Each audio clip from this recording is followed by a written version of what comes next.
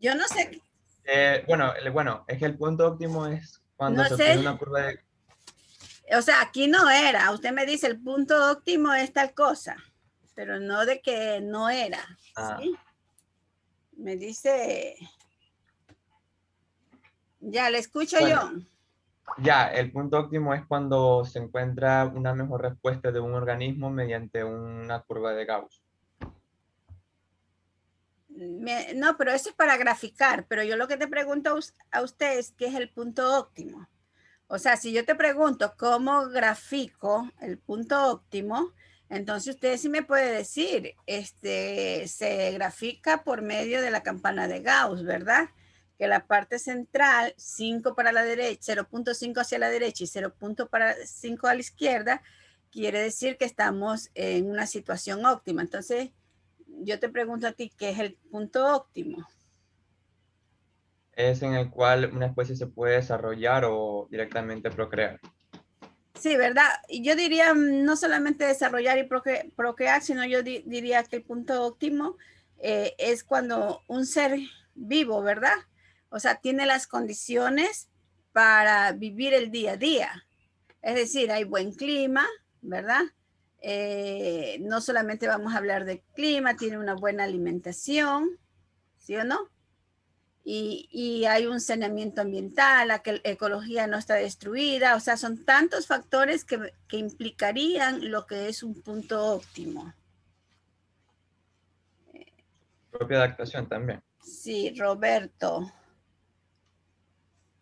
Gracias. A ver, Barresueta.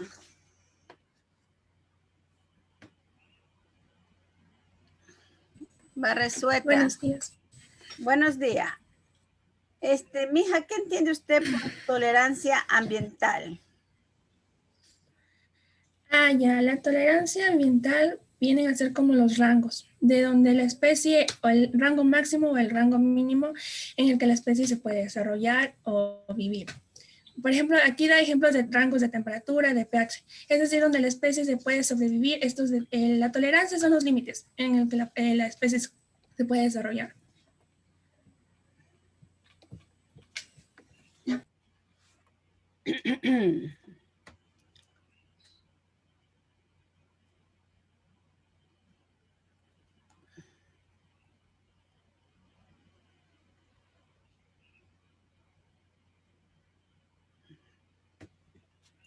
A ver, veamos por acá. Ustedes, los del grupo 3 y 4, van a exponer. Delgado Molina. Delgado Molina. ¿No está?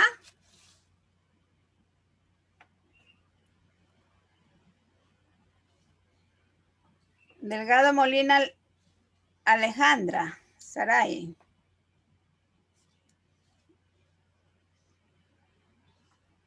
Rodríguez Mendieta. Aquí, buenos días, doctora. Buenos días. Mija, de las leyes que mencionan los compañeros, ¿verdad? Cuando hablan de la retroalimentación positiva, eh, ¿qué ley le llamó la atención? ¿La de Berman, la de Allen? De las dos que mencionan ellos, ¿no? ¿Y por qué? A ver, de las que mencionaron, creo que había sido la ley de la de Verbo. Ya, Bueno, pero o sea, yo le en pregunto a esta, usted cuál le llamó la atención. Yo ya le estoy sí, diciendo las dos reglas sí, que la ley de mencioné. la regla de Verbo. Por- Esta era la que nos mencionaba sobre las poblaciones que tenía una especie cuando se trataba de las especies de sangre caliente. Que ¿Ya? cuando éstas habitan en lugares que son generalmente fríos, su cuerpo, como es más voluminoso, eh, suele, o sea, es más voluminoso en relación a las especies que tienen sangre fría, este, ¿cómo le explico? Su temperatura suele disminuir pero no va a haber una pérdida de calor en su cuerpo, porque estas tienden a regularse según la temperatura, y por ello mismo me llamó más la atención. Ya, ¿y por qué cree usted que en este caso son voluminosos? O sea, eso no está en el material, pero es razonamiento. No. O sea, desde mi punto de vista, ha de ser por el tipo de adaptación que tienen, y además de tener su sangre caliente, eso los ayuda a regular su temperatura. A guardar, ¿verdad? El calor. Sí. Ya, gracias. Después de la exposición de los compañeros, pues continuaré con el diagnóstico del cuarto tema, ¿sí? Entonces me voy a permitir a compartir. Antes que nada, déjeme pausar.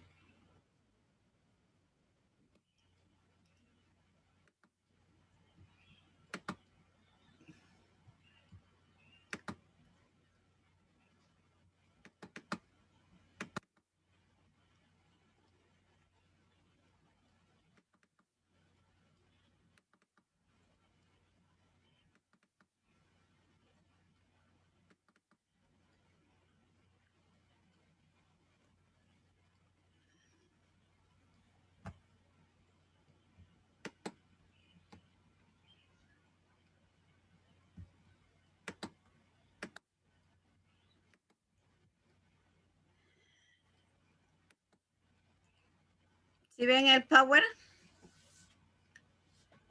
Bueno, pues este es el equipo 3. Nos va a hablar sobre homeostasis, tolerancia ambiental y punto óptimo, ¿verdad?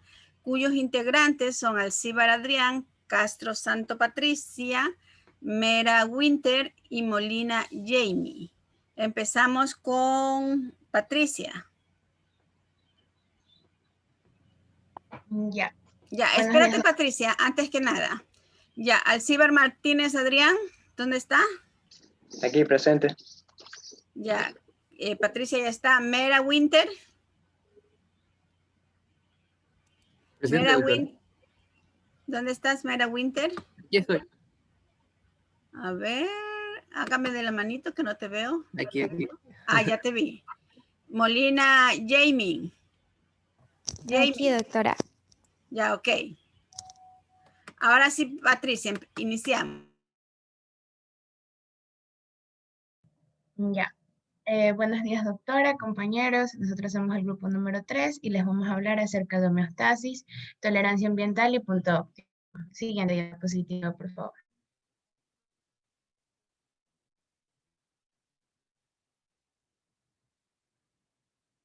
Bien, este tema, al igual que otros que vienen en la exposición de nuestros compañeros, pertenecen a la unidad 2. En la unidad 2, nosotros vamos a hablar principalmente de los organismos y de su interacción con el medio ambiente. Y para ello es necesario que yo les dé una introducción. Entonces, los organismos necesitan de recursos para poder sobrevivir, pero también es necesario que se adapten al entorno en el que se están desarrollando. Se considera que un organismo se encuentra totalmente adaptado cuando es capaz de desarrollarse y de reproducirse en el entorno en el que se encuentra. Por el contrario, cuando un organismo no es capaz de seguir con estos requisitos, es necesario que siga por un proceso de migración. En este proceso de migración, el organismo busca otros ambientes que se adecúen más a sus necesidades. Pero nosotros sabemos que en un entorno o en un ambiente van a haber algunos cambios. Estos cambios son principalmente climáticos, que tienen que ver con el clima, el tiempo y sus variaciones, hidrográficos, que tienen que ver con el agua, y edáficos, que tienen que ver con el suelo. Cabe recalcar que nosotros en nuestra exposición no vamos a profundizar acerca de estos cambios, sino más bien acerca de la respuesta adaptativa personal de los individuos. Siguiente diapositiva.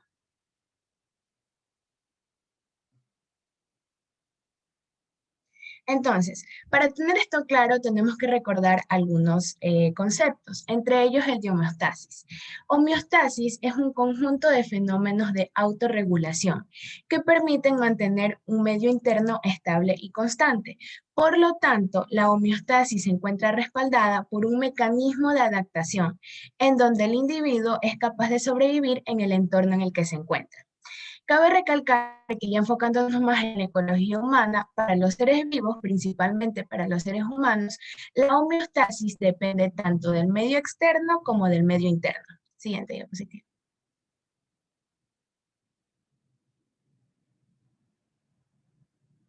Entonces, entendemos como homeostasis en los seres vivos del medio externo el vínculo que hay entre el ser vivo y el medio ambiente en el que se encuentra. Y en el medio interno son principalmente las respuestas adaptativas del individuo, es decir, el proceso de autorregulación individual. Siguiente, por favor.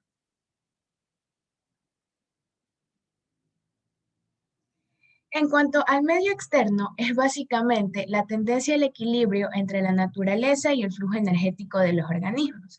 Esto quiere decir que para que pueda coexistir el medio externo y los individuos, es necesario que exista un equilibrio entre ambos. Cabe recalcar que principalmente para la especie humana en este medio externo hay principalmente un problema ecológico, porque a pesar de que la especie humana es una de las más nuevas en consideración a otras, ha hecho muchísimos cambios con sus actitudes en la naturaleza.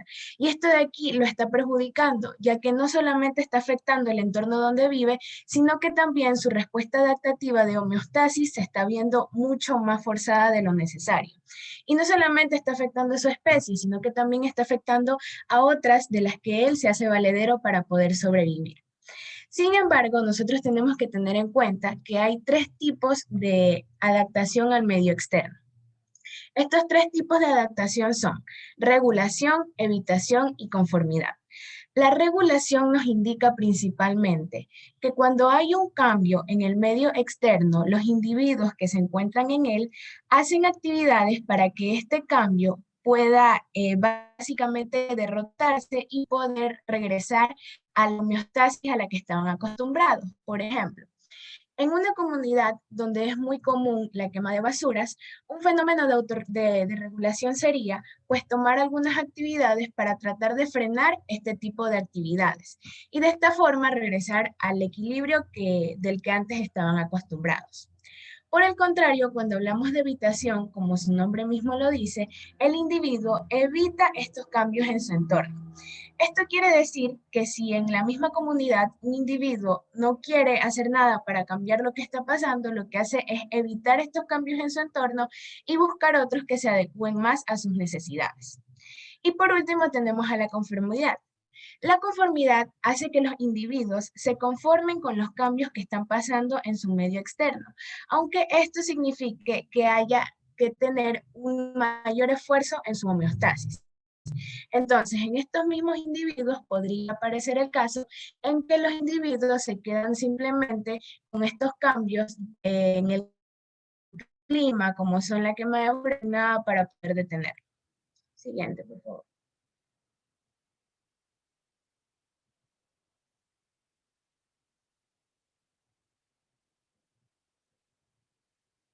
Bien, ahora, el medio interno se refiere principalmente a una adaptación individual de cada especie. Entonces, este medio interno tiene que ver con una respuesta adaptativa. Esta respuesta adaptativa se respalda muy bien en la retroalimentación. La retroalimentación puede ser negativa y puede ser positiva. Siguiente, por favor.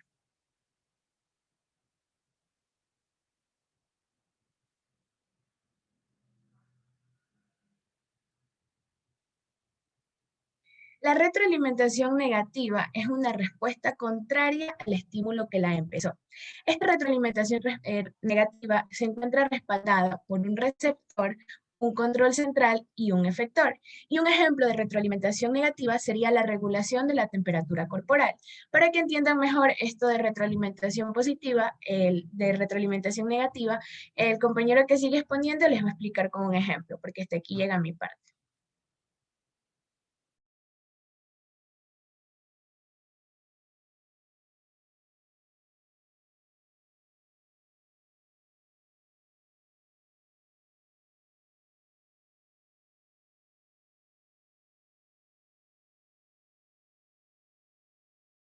Doctora tiene el micrófono apagado.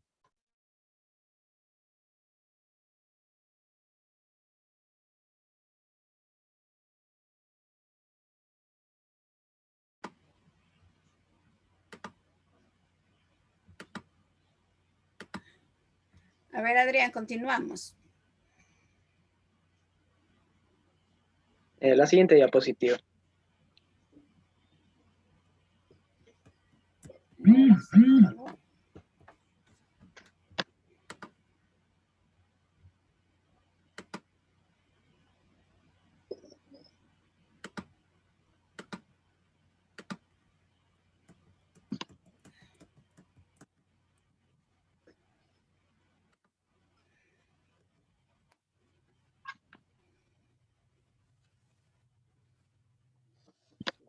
Bien, continuando con el tema de la retroalimentación negativa, tenemos lo que es el ejemplo en el cual la temperatura corporal del humano por lo general está en 37 grados centígrados.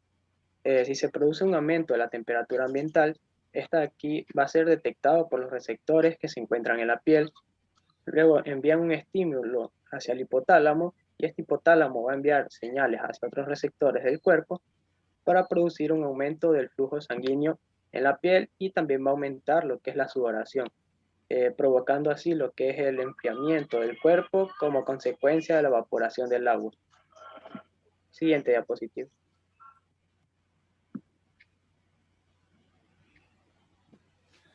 Ahora tenemos lo que es la retroalimentación positiva. Esta es la contraria a la negativa, debido a que la retroalimentación positiva va a continuar el estímulo producido por el cuerpo. También se podría decir que lo acelera o que lo potencia. Esta de aquí puede favorecer a la salud, pero en la mayoría de los casos termina siendo perjudicial. Por ejemplo, en el caso de una infección que se produce una fiebre para destruir al microorganismo causal, pero al intervenir esta retroalimentación positiva, la temperatura incrementaría aún más de lo necesario, afectando la salud del individuo. Siguiente.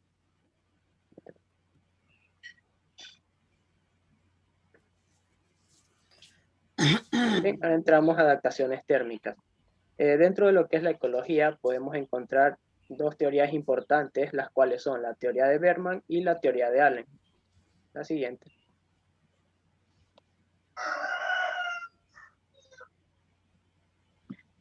Según la teoría de Bergman, las poblaciones de una especie de sangre caliente que habitan en regiones frías tienden a tener el cuerpo más voluminoso que las que viven en tierras cálidas. Al tener mayor volumen, estas de aquí también tienen una menor superficie. Y esta disminución de superficie reduce la disipación del calor, pudiendo así mantener mayor calor en zonas frías. Un ejemplo de esta se puede observar en los osos. Por ejemplo, los osos polares son más voluminosos que aquellos que encontramos en zonas más cálidas. Aquí también podríamos agregar otro ejemplo, como son las personas que viven en la sierra y en la costa. Hay una diferencia de los eritrocitos que ellos tienen debido a que en la sierra, debido a la altitud, hay una menor cantidad de oxígeno. Entonces se aumenta la producción de eritrocitos para de alguna manera equilibrar este consumo, esta falta de oxígeno. La siguiente. Ya, y eso es el ejemplo que nos puso Adrián, ¿verdad? En relación a nosotros los humanos, ya que por la temperatura, lógicamente, y porque a más altura sobre el nivel del mar, lógicamente va a faltar el oxígeno, ¿no? Y también, bueno, yo no sé si ustedes alguna vez han viajado a Quito, ya que se puede apreciar esto, ¿no? En el llano, antes de entrar a lo que es Quito, si nosotros admiramos el paisaje cuando viajamos en carro en el día, ¿verdad? Nosotros podríamos observar que el ganado vacuno es muy diferente al ganado vacuno que nosotros tenemos acá en la costa, ¿no? Allá por lo general son negros con blanco y el pelaje se le nota. En cambio, acá en la costa, el pelaje del ganado vacuno, es decir, de la vaca, ¿verdad? Está como adherido a la piel, ¿no? Entonces, todo este fenómeno, yo sé decir que la naturaleza es sabia, ¿no? Que ya como que nosotros, cuando hablo de nosotros, seres vivos, ¿verdad? Sean los animalitos o seamos nosotros, ¿verdad? Como que ya nosotros tenemos ese sistema autorregulador. Pero sin embargo, con relación al ganado, que yo les ponía el ejemplo de las vacas en Quito, bueno, también es una raza justo para el clima frío, ¿no?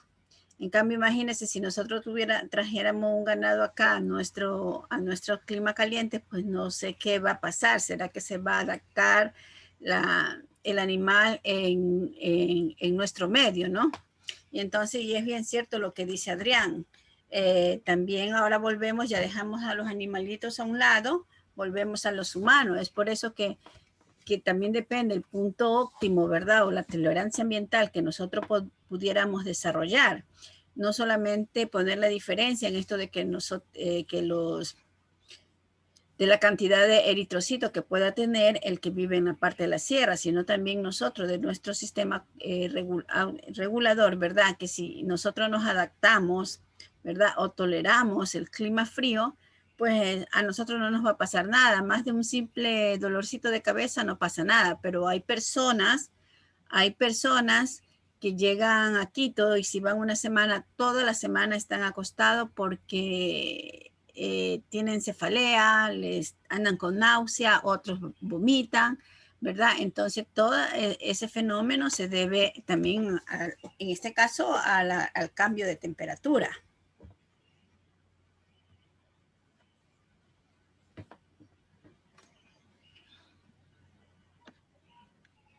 Bueno, cariño.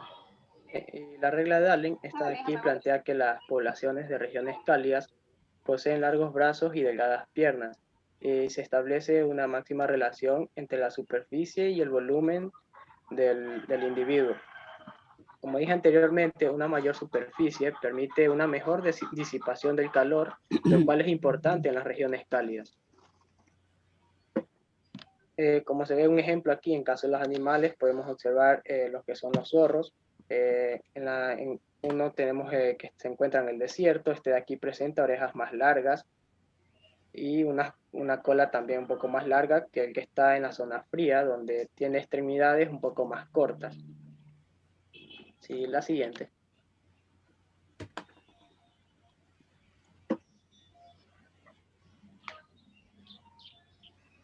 Bien, la regla de Allen, esta de aquí se planteó una teoría en la cual se puede aplicar en los humanos. Kaczmarczyk y Leonard dijeron que en las poblaciones humanas parecen seguir estas predicciones de la regla de Allen. Dijeron que hay una asociación negativa entre el índice de masa corporal y la temperatura media anual de las poblaciones humanas indígenas, significando que las personas que se originan en las regiones más frías tienen una estructura más pesada para su estatura, y la gente que se origina en regiones más cálidas tienen una estructura más ligera para su altura, significando así que las personas que se originan en regiones más frías tienen piernas proporcionalmente más cortas para su altura y la gente que se origina en las regiones más cálidas tienen piernas proporcionalmente más largas para su altura. A continuación sigue mi compañero. Mira, Adrián, aquí hay un tema de investigación, ¿verdad? Si ustedes, y esto debería ser un tema innovador, porque en nuestro medio no hay una investigación sobre esto, ¿no? Sobre la ley de Allen. Es decir, hacer una investigación con gente nuestra de la costa para ver qué podríamos sacar con gente de la sierra, pero la gente, no gente que ha vivido acá en Manta o en la costa y que se va a vivir a la sierra, sino la gente que ha vivido, ¿verdad? Desde su nacimiento hasta actualidad en la sierra. Por decir, se me ocurre, en este caso serían nuestros nativos, ¿verdad? Los que andan con el ponchito y todo eso, que si andan así, pues lógicamente ellos han vivido allá, ¿no? Sobre todo en la parte de Ambato. Y que podríamos realizar una investigación y ver en qué magnitud se cumple la regla de Allen. Si es que nuestra hipótesis es positiva o si nuestra hipótesis será negativa, ¿sí? Entonces ya por ahí, ustedes no, dentro del equipo de aquí no hay estudiante de la sierra en el curso de ustedes. No, entonces, mira, si fuera así, nosotros podríamos hacer un estudio, pero no ahorita porque nosotros estamos en ecología, pero cuando ustedes estén en proyecto de investigación, se podría hacer, ¿no?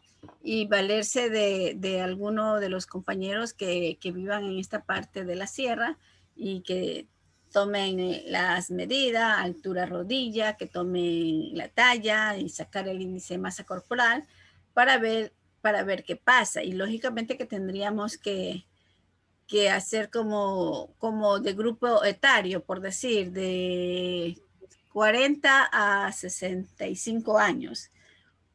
Adolescentes, ¿verdad? Y niños. Y igual haríamos el estudio acá en nuestra ciudad, ¿verdad? Con las mismas edades, ¿sí? Y a ver si esta regla de Allen se cumple con nuestra gente. Ya, continuamos. Jamie.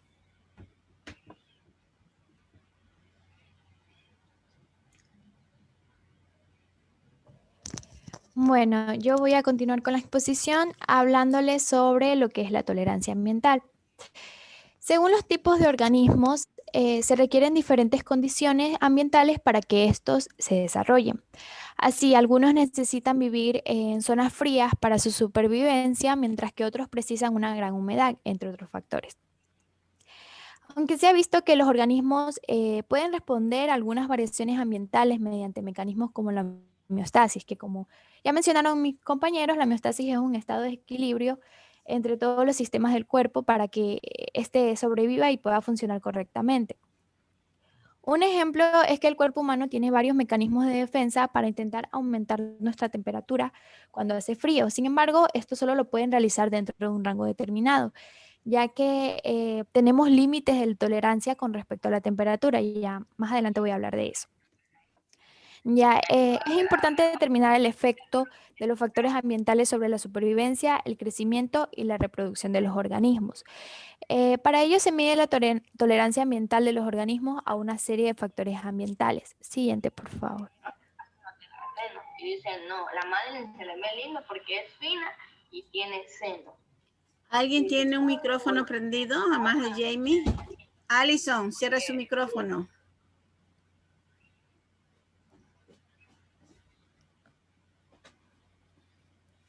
Ya.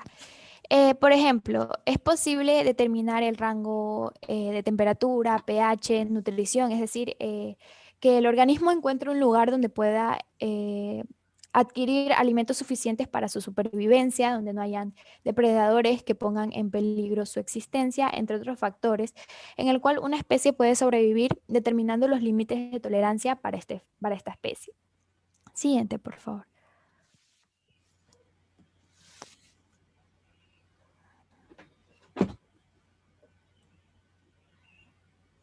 Ya.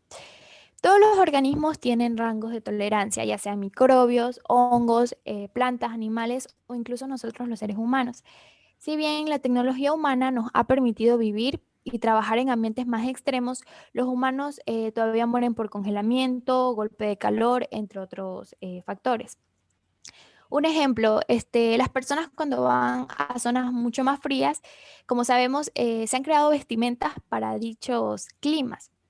Sin embargo, tenemos igual límites de tolerancia sin importar cuál vestimenta usemos. Por ello, la protección que nos proporciona nuestra tecnología no va muy lejos. Más allá de los rangos de tolerancia no vamos a poder sobrevivir. Y este concepto dio lugar a la denominada Ley de Tolerancia de Shelford, que es una ley formulada en el ámbito ecológico que establece que la existencia o la supervivencia de un ser vivo en un lugar depende del grado en el que se satisfagan un conjunto de condiciones, bien sean climáticas, topográficas, ambientales, entre otras. El intervalo o rango de tolerancia de una especie respecto a un factor determinado, como mencioné anteriormente, como la temperatura, luz, humedad, entre otros, se denomina valencia ecológica. Para indicar el rango de tolerancia de los organismos en su ambiente se utilizan los prefijos esteno y euro. Esteno significa estrecho y euro significa amplio. Y de acuerdo a vamos a tener unas clasificaciones de acuerdo a la valencia ecológica. Tenemos organismos eurioicos y estenoicos. Entonces, los eurioicos, como su prefijo que significa amplio lo indica, Son organismos que poseen valencias ecológicas grandes, pudiendo colonizar muchos ambientes diferentes. Y estenoicas, como su prefijo que significa estrecho lo indica, son especies que presentan curvas de tolerancia estrechas. En este caso, los seres humanos vendríamos a ser seres euroicos porque nos adaptamos al medio, es decir, podemos vivir en casi que cualquier ecosistema, por supuesto con nuestros límites de tolerancia. Y eso es todo por mi parte. Muy bien, Jamie. Winter.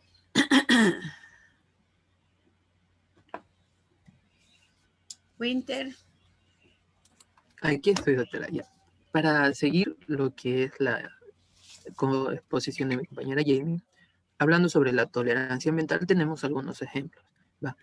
Ahorita voy a hablar de 2 ejemplos de especies animales y luego los transformamos con lo que es la especie humana, a ver si también cumple las condiciones. Tenemos, por ejemplo, en el reino animal tenemos los estenotermos, que son aquellas especies que tienen una estrecha tolerancia al frío. Y tenemos los euritermos, que son aquellas especies o su contraparte que tienen una amplia tolerancia a lo que es la temperatura. ¿Va? Entonces también tenemos los estenoalinos, que son aquellas que tienen una estrecha tolerancia a la humedad, mientras que su contraparte, los erioalinos, son los que tienen una amplia tolerancia a la humedad. ¿Con qué me quiero decir con esto? Que, como ya lo comentaron mis compañeros, hay una adaptación del organismo para sobrevivir a lo que son el medio ambiente. Y a esto tenemos lo que son la tolerancia ambiental o sus límites. Pero, ¿qué pasa con la especie humana? ¿Dónde queda esta o también se cumple? Tengamos en cuenta que la tolerancia varía bastante dependiendo de la etapa de vida de la especie. En este caso voy a hacer un ejemplo de un bebé con una persona adulta. Una persona adulta para cumplir todas sus funciones diarias como estudiar, trabajar o incluso hacer ejercicio necesita una gran fuente de energía y como la obtenemos por medio de alimentos. Mientras que un niño que no cumple, un niño pequeño, un bebé que no cumple todas estas funciones, aún así necesita alimentarse, pero su rango o por lo menos su alimentación no es muy diferente. No le podemos dar la misma cantidad de alimento que se le da a un niño a una persona adulta. O la misma cantidad de frío que aguante o que soporte una persona adulta no es la misma que la de un bebé. Poniendo el ejemplo de las 2 primeras especies. La siguiente, por favor.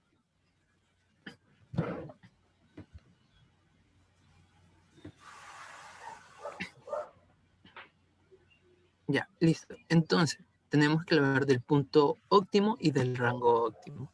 Aquí en el libro encontrábamos solo lo que era el punto óptimo, pero el punto óptimo es la mejor respuesta del organismo ante los factores ambientales, ya sea físicos o químicos. Es donde el organismo se puede desarrollar, crecer, reproducir, todo lo que tiene que cumplir en las mejores condiciones, o sea, es decir, cumple un día perfecto. ¿Cómo yo lo relaciono con la especie humana? Por ejemplo, sabemos que nosotros necesitamos no solo un factor para sobrevivir o para crecer, necesitamos alimentos, necesitamos una buena estado mental, porque no solo es físico, un estado físico también, porque recordemos que los músculos cuando no se ejercitan se atrofian y ahí se comienza a morir, ¿verdad? Entonces, decimos que el punto óptimo son las condiciones perfectas que todo mundo queremos, un día climático, soleado, tranquilo, un desayuno perfecto, un almuerzo perfecto, una merienda perfecta, etc, ¿va? Pero como este punto es difícil de conseguir incluso en el medio ambiente para todas las especies, se hace lo que es el rango óptimo. Son valores que se encuentran próximos a este punto óptimo. Por ejemplo, en la gráfica que pueden observar ahí, el punto óptimo es la partecita blanca, es donde llega al tope de la línea, es la manera en que nuestro organismo responde de la mejor manera. Pero la parte azul son ya los rangos óptimos, o sea, son los valores que nuestro organismo, puede responder adecuadamente y puede seguir sobreviviendo. Pero si estos valores ya no se encuentran, o estos factores no se encuentran, encontramos la parte amarilla, donde el organismo ya comienza simplemente a fallecer y morir. Bueno, es lo mismo. Entonces, pongo un ejemplo.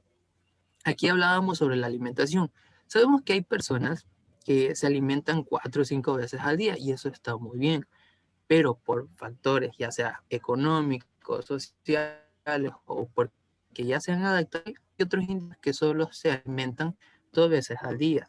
Y está bien, sirve para cumplir sus funciones porque los llena de energía. Pero ¿qué pasa si una persona solo se alimenta 1 vez al día? toda la cantidad de energía que él gasta no la va a sustituir solo con un plato de energía. Por ende, va a comenzar a enfermarse, va a comenzar a estar mal, va a fallar en sus labores y por ende ya no se encuentra ni siquiera en un rango óptimo para sobrevivir o para desarrollarse. No. Entonces, con todo esto, en 1840, Leibniz sacó una ley, que era la ley del mínimo, que decía que el crecimiento de cada organismo estaba limitado por el factor ambiental, que se encuentra a menor cantidad siendo un valor limitante. Pero como esta teoría era muy simple, porque decía que solo un valor era el limitante para una especie, es como yo decir que el ser humano puede sobrevivir si no come alimentos sólidos, pero sí líquidos, ¿va? Y ese es el único factor limitante. Pues no, porque recordemos que, por ejemplo, el ser humano puede sobrevivir hasta 3 días sin alimento, pero no un día sin agua, por decirlo así, ¿va? Entonces, en la actualidad, la ciencia ha descrito que existen varios factores que se encuentran como factor limitante, uno sobre encima del otro. Por ejemplo, con el ser humano se encuentran los factores socioeconómicos, se encuentra la alimentación, incluso también lo psicológico, porque no es solo tener un buen estado físico, ¿va? Y de esa manera es como nosotros podemos desarrollarlo. Y como lo dijeron en antes, ¿cómo queremos graficar esto? Por ejemplo, con un factor determinante, la temperatura que soporta el ser humano, podemos utilizar la campana de Gauss, donde el valor más óptimo se encuentra en la parte blanca y en los valores o el rango óptimo se encuentran en la parte azul, donde, por ejemplo, podemos aguantar temperaturas tan elevadas, pero no demasiadas, no que superen ese rango, y ahí complementamos con la vestimenta y todo. Y eso sería todo por nuestra parte, doctor. Yeah. Un poco, ¿verdad? Yo les quiero mencionar que lo que nos acaba de decir el compañero, ¿verdad? No lo olvidamos tan fácilmente. Ya cabe señalar que muchos profesionales, ¿verdad? De la salud, disminuimos, por decir, si nosotros estamos acostumbrados a comer 3 comidas, disminuyen a 1 o 2 comidas, ¿ya? Entonces, lo que nos acaba de decir Winter, o sea, ¿a dónde nos lleva eso? O sea, si nosotros somos diabéticos, ¿verdad? Yo pienso que si somos diabéticos ordenados, si tomamos la medicina, si hacemos un plan de alimentación adecuado, si hacemos actividad física, ¿verdad? Es posible que nuestro nivel de glucosa se encuentre óptimo. O sea, no me imagino yo tener a un paciente diabético y que solo desayune y que solo almuerce, ¿ya? Y no sé, esa energía, suponte que sea un paciente que todavía esté activo, ¿verdad? Entonces va a haber un déficit de energía entre lo que yo consumo y lo que yo vaya a gastar, sea en mis actividades diarias, ¿no? Y también, bueno, ustedes todavía no han visto la parte de nutrición, ¿verdad? Nosotros conocemos que la energía que va directamente al cerebro es de los carbohidratos. Entonces, ustedes podrán, bueno, ahorita ustedes no han de tener ese problema porque están en casa, pero ya en el momento de que ya, por ejemplo, hay cursos, chicos que tienen clases de las 7 de la mañana, ya, entonces, si tenemos clases de las 7 de la mañana, pues yo no sé cuántos van a desayunar. Yo, por ejemplo, cuando yo he tenido prácticas y que yo ya tengo que estar a las 7 de la mañana en la universidad, yo lo único que hago es tomarme un traguito de café porque no tengo esa gana de comer y si quiero comer más, me provoca náusea, ¿no? Entonces también eso también es cultural porque no estamos enseñados a desayunar tan de mañana. Entonces, estas consideraciones que nos acaba de decir el compañero, o sea, no lo olvidemos. Cuando ya tenemos que tratar a nuestros pacientes, siempre recordemos lo que nos acaban de decir hoy día aquí en la clase sobre el punto óptimo, sobre el rango de tolerancia, que eso es lo importante, eso es lo bonito, ¿no? Por ejemplo, ustedes van a decir, ¿y qué rango de tolerancia va a haber en la alimentación? ¿Ya? O sea, a lo mejor no lo podemos medir con la campana de Gauss, pero yo sí lo puedo medir si es que mi plan de alimentación funciona. Por ejemplo, si yo tengo a Jamie de paciente, tiene un índice de masa corporal de 30, ¿verdad? Que ya es sobrepeso. Y si que Jamie me dice que ella se come así un plato de arroz, que no solo tendido, sino cerros, es decir yo, ¿no? Entonces yo no le puedo decir a Jamie, a ver Jamie, deje de comer 0 arroz, sino que yo tengo que disminuir. Si ese plato de arroz era cerro, Entonces yo le quito el cerro y lo dejo en plato tendido, pero tengo que decirle, pero no me va a hacer trampa, no es que va a aplastar el arroz. Y así la mando una semana. Después en la siguiente semana yo le pregunto, ¿y cómo le fue? Porque yo también eso lo veo reflejado en el peso. Jamie me puede decir, sí, doctora, yo hice igualito como usted me indicó el plan de alimentación. Pero si no ha bajado de peso, quiere decir que Jamie me está jugando la cuca, como sé decir yo. ¿Ya? Entonces, eso es lo que nosotros tenemos que considerar. También, ¿verdad? No hacer un plan de alimentación, por decir, si Jamie me dice, doctora, a mí no me gusta la carne de res no me gusta. Entonces, si yo a Jamie le pongo en su plan de alimentación carne de res, ese plan de alimentación me va a fracasar. Me va a fracasar. Porque le estoy dando algo que no le gusta. Y lo que yo sí puedo persuadir a Jamie, además del plan de alimentación que yo le hago, ¿verdad? Le puedo decir, ¿y por qué no intentas comiéndote, aunque sea un pedacito de carne, independientemente como tú te la quieras comer?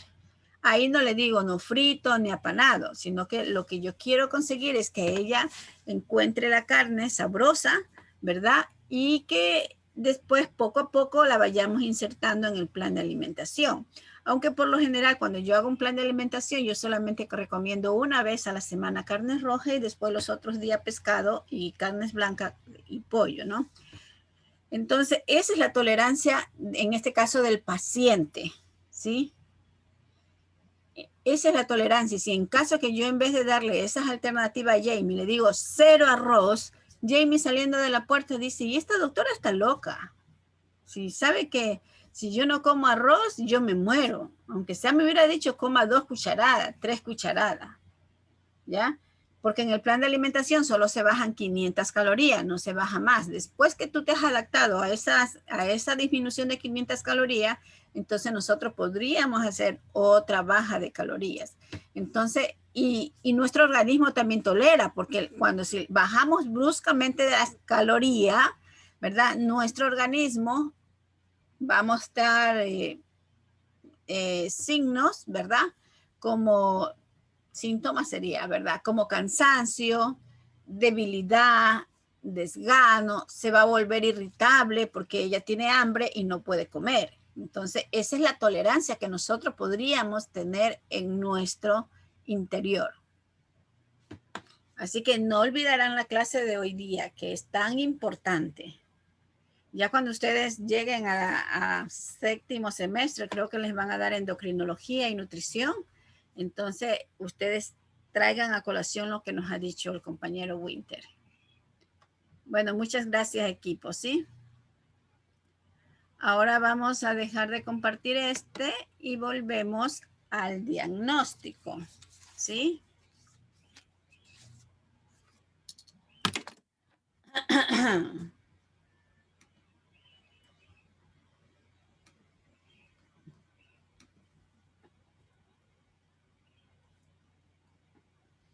A ver.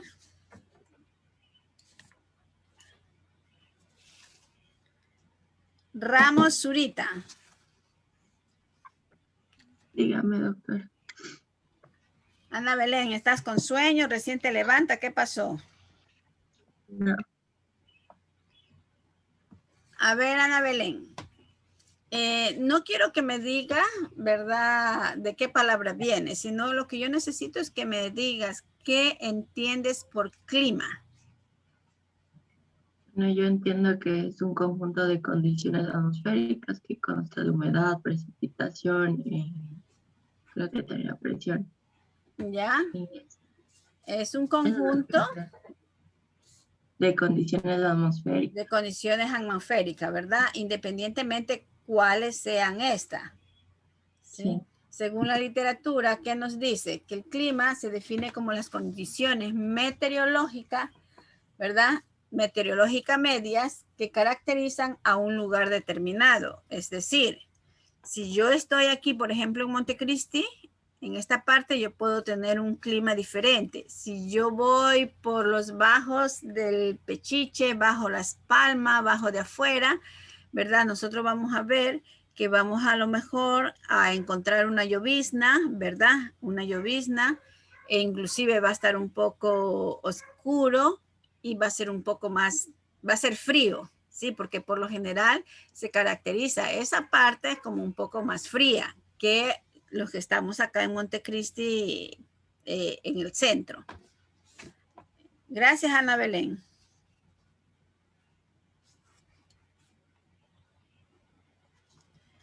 A ver, vamos a ver.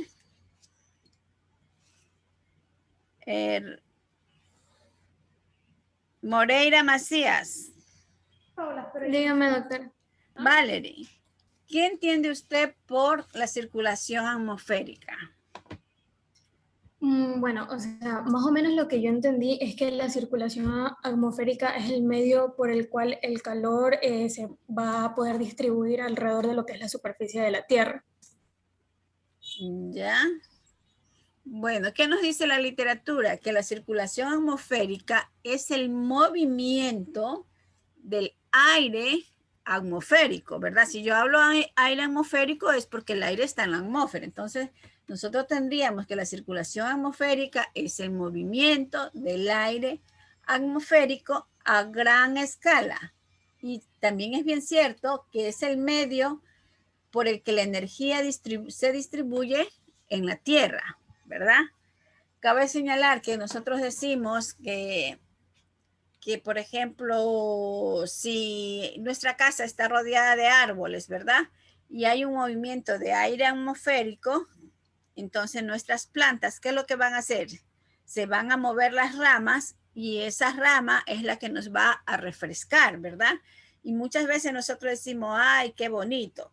Ya, inclusive cuando vamos a la universidad, ustedes van a ver que bajando la lomita de medicina, como quien va a la facultad de Derecho, no por detrás de enfermería, sino por la calle, hay unos árboles, ¿no? Y a pesar que haya sol, ¿verdad? Uno camina y siente fresco, pero si uno sale de esa partecita donde está la sombra de los árboles y se van por en medio de la carretera, pues lógicamente, a pesar de que aparentemente está casi en el mismo lugar, ¿verdad? Vamos a tener una temperatura un poco más alta, ¿verdad? Se va a sentir un poco más el sol. ¿Por qué? Porque como en esa partecita de la carretera no hay árbol, pues lógicamente, pues todo ese calor lo vamos a percibir nosotros. Yo sé, el año anterior los compañeros hicieron un estudio, ¿verdad? Sobre su proyecto y su paper fue sobre la temperatura, ¿no? Y también cruzaron la temperatura ambiental con, no es huerto, con siembra de árboles, ¿no? Entonces allí especificaban cuáles eran los beneficios de los árboles.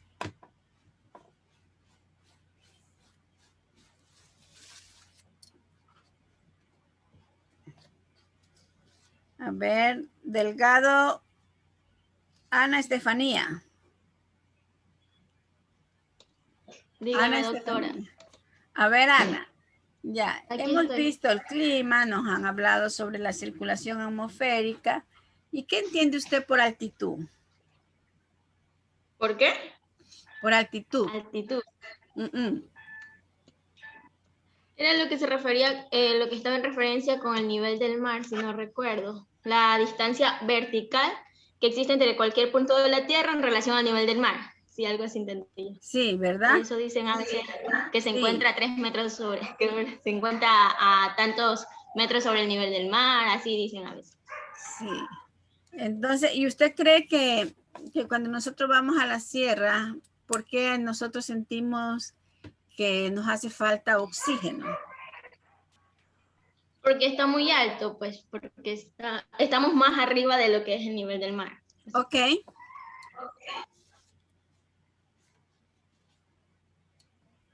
Doctora, tengo una duda. ¿Perdón?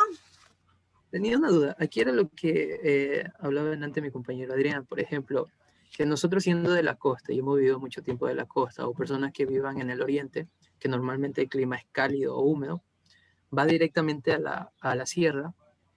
Ahí es donde pasa que nosotros perdemos, o nos cansamos muy rápido, ¿va? Nos cansamos demasiado rápido porque estamos acostumbrados a este clima o a este entorno donde nosotros tenemos un buen, por decirlo, atmósfera y todo chévere. Pero cuando vamos a la sierra, aquí lo que pasa es que, a diferencia de las personas de ahí que no se cansan como nosotros, es que ya están más desarrollados o adaptados a ese clima. Pero ¿verdad? tiene que ver con la altitud, como lo acaba de decir la compañera. ¿A cuántos metros de altitud del mar nosotros estamos en Quito? Entonces, a mayor altura, ¿verdad? A mayor altitud, nos va a hacer falta oxígeno. Hay menos oxígeno. Y bueno, las personas de la sierra vienen para acá, a la costa, no sucede lo mismo. Porque había escuchado que, bueno, las personas de la sierra vienen acá, su presión arterial se dispara. Sí, por ejemplo, nosotros tenemos familia allá y ellos cuando vienen acá, la primera vez, ¿no? Comenzaron a tener como mareo. Entonces yo les decía, será vértigo. Entonces hubo que llevarlas al seguro y en el seguro le dijeron que no, que era por el cambio de clima, ¿verdad? Por el cambio, no tanto del clima, sino más bien la altitud del nivel del mar.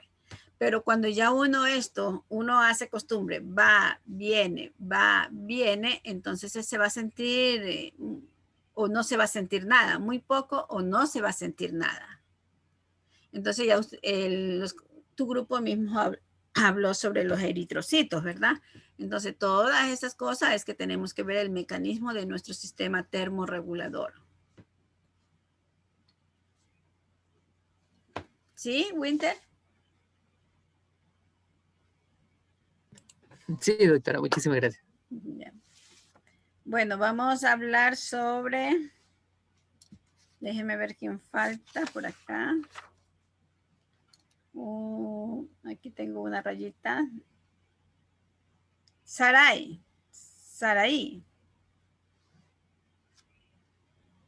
Hola. Delgado Molina. Alejandra. Ya le he llamado 2 veces a la niña y no aparece. Bueno, veamos. Cañarte Mera. Aquí estoy. A ver, niña Cañarte. Ya hemos hablado de la altitud, circulación atmosférica, ¿verdad? También hemos conversado sobre el clima. ¿Y qué entiende ustedes qué entiende usted por la latitud? Por latitud.